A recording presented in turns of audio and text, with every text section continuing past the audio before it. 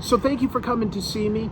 I think that this is a great car that you'll really like. It's got all-wheel drive, it's got air-conditioned seats, it has 360-degree backup camera, lots of great features. Yes, well, it does look nice, but I'm looking for something simpler, a little more basic, a little more traditional. I believe I can be of assistance there. You said that you want to learn some more about trad more? No, I said more traditional. Well, I don't know much about that, but I could easily talk about trad more, so let's do that.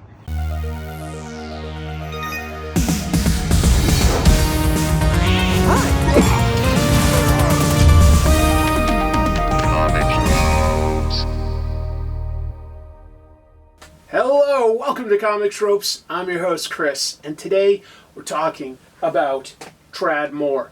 Now, when you look at mainstream modern artists working for places like Marvel, DC, Image, there are few of them who stand out with their visual style as much as trad more.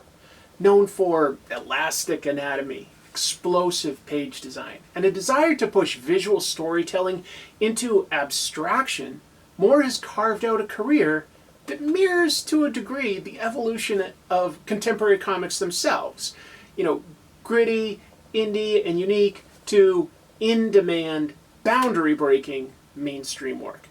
So today, let's take a look at the career and style of Trad Moore, a unique comic book artist. Born in 1987 in Georgia, Moore studied at the Savannah College of Art and Design, one of the most prestigious colleges for studying illustration work intended to move into comic books. He graduated in 2010. He got his big break shortly after graduating. Writer Justin Jordan discovered Moore's art that was being hosted on DeviantArt, and they collaborated on Moore's first professional project, The Strange Talent of Luther Strode, published at Image beginning in 2011. Moore was able to debut with his personal style intact, not being forced into conventions or a house style by getting hired at Marvel or DC right away. Moore's early work on Luther Strode could be described as hyperviolent, infused with the same frenetic energy and strange physicality of manga like JoJo's Bizarre Adventure by Hirohiko Araki. In fact, in 2016, Moore mentioned that as one of his influences in an interview on a website called Bounding Into Comics. Moore also mentioned James Herron, an American artist similarly influenced by manga storytelling, as well as the clean, minimalist line art of people like Frank Miller, Andrew MacLean, and Frank Quitely. An interesting set of artists that Moore included as an influence were also Moebius and Jeff Darrow. Both of those artists employ complex environments, but keep their line work very uniform, and I think you can see some of that in Luther Strode, where Moore highlights anatomy lines over deciding to shade things in thick blacks or intricately rendered hatching. Moore lets his shapes speak for themselves. At this stage, Moore's storytelling was kinetic, but focused on the basics. Panels were readable, action flowed clearly, but the seeds of his later abstraction were already visible. Elongated limbs, we had motion lines becoming compositional elements within the page, and the subjects are twisting to resemble a warped lens. It was all combining to inform the way that Moore showed movement to the readers. Moore's collaboration with Jordan gave him room to explore. Luther Strode became a trilogy of comic book arcs, and each time he revisited the subject, you could see that Moore was experimenting with something new. A fight scene inspired by Hong Kong Kung Fu and anime. A desert scene with multiple instances of the characters, but no panel gutters intruding, showing the influence of Italian artist Gianni de Luca.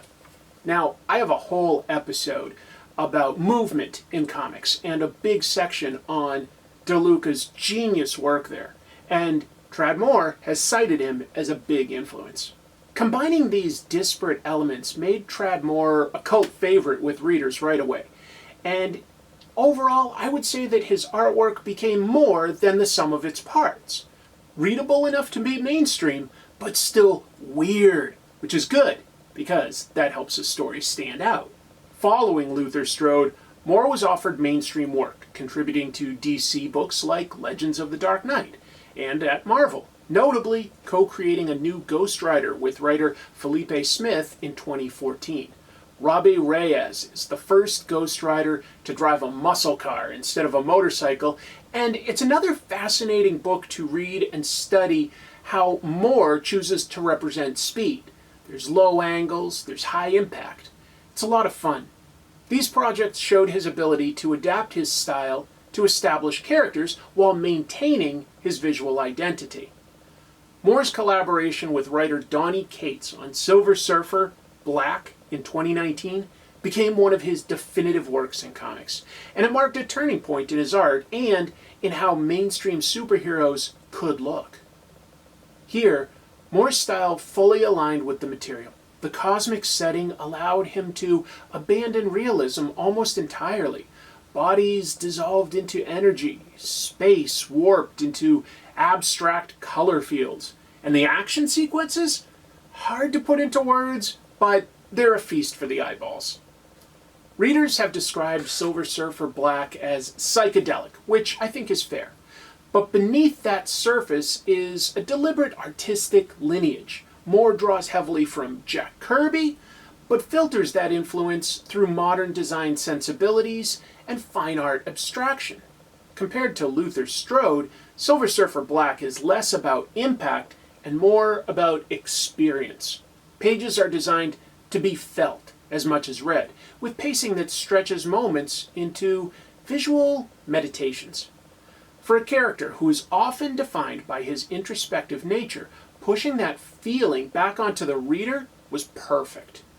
And this was a success that pushed Moore into new levels of recognition and began moving some of his art into cover work, where his illustrations were now selling the story instead of telling the story. After Silver Surfer Black, Marvel gave Moore a rare opportunity to write and draw his own series. The result was Doctor Strange Fall Sunrise, which thus far probably gives us our clearest look at the artist through the art itself. Moore himself described the project as deeply personal, saying, quote, "There are pieces of Fall Sunrise spread out across my entire life." Unlike his earlier work, which was shaped by collaboration, this series is entirely filtered through his singular vision. He also articulated his artistic philosophy clearly, quote, "Be honest, be yourself, move on." That ethos is visible on every page. The book blends fantasy, religion, philosophy, and of course surreal imagery into a narrative that often abandons conventional structure. Moore's approach to Doctor Strange emphasizes limitless creativity. Moore said about it, quote, "Magic makes the world wide open. What do you do with that space?" Visually, Fall Sunrise pushes even further than Silver Surfer Black. Composition becomes fluid, environments feel dreamlike, and the line between character and setting can sometimes dissolve.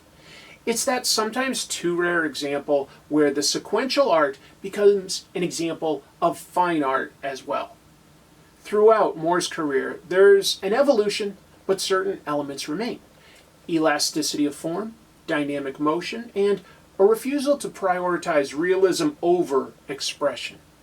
The stuff Trad Moore does with something like Doctor Strange is a fantastic example of what his creator, Steve Ditko, reveled in, breaking the boundaries of what was becoming tradition and experimenting with the medium of comics itself.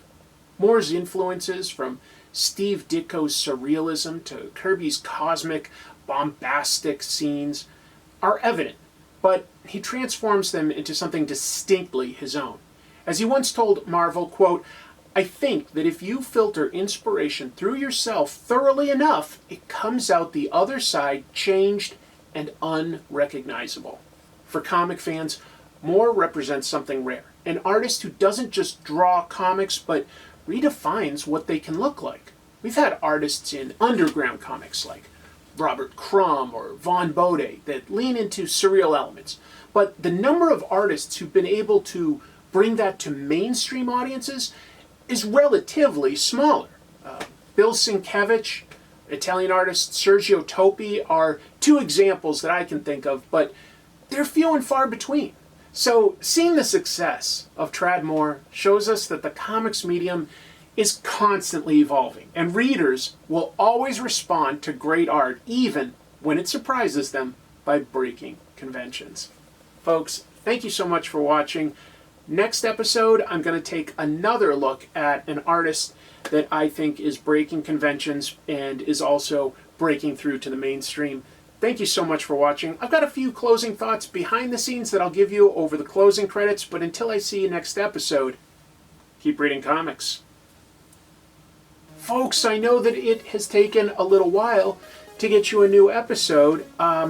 Obviously, a piece of that is the fact that I'm dealing with behind-the-scenes stuff. If you've been keeping up, my house flooded, super damaged, a lot of work going on, a lot of rearranging, and it's impacted everything that I do. So I apologize, some of that's out of my control, but we're making a lot of progress, and almost all of that is thanks to the comic book community. I've been helped by my viewers tremendously through my GoFundMe, as well as family and close friends. A lot of pros out there have stepped up to help me in big ways. Peach Momoko and Yo Mutsu, Andy Kuhn, Comic Tom 101, West Coast Avengers, all the folks at Dynamite. Yeah, just a lot of help, and if I'm forgetting you, I'm sorry. There's a lot of people that have stepped up to help us, so I'm really, really grateful. Also, I did edit an episode that I put up, but YouTube pulled it down. I made an episode about Omaha the Cat Dancer, which is an indie comic. It is about sex, but it's more of a soap opera story. I thought that I edited it to remove all nudity and we'd be fine.